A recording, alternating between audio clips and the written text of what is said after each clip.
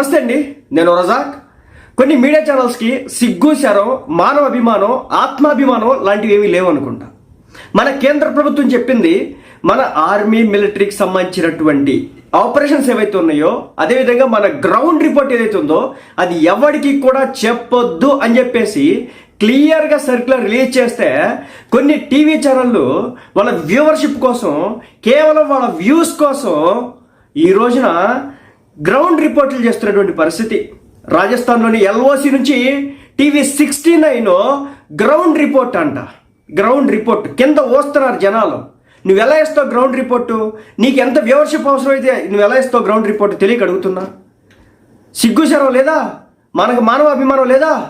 28 మంది జనాన్ని అతి పాసిఫికంగా చంపితే ఇంకా నువ్వు గ్రౌండ్ రిపోర్ట్లు ఇచ్చి ఏం సాధిస్తావు? దీనికి ఇంకొక ఉదాహరణ చెప్పాలి సందర్భంగా. ఇంతకుముందు పాకిస్తాన్కి భారత్కి యుద్ధం జరిగిన నేపథ్యం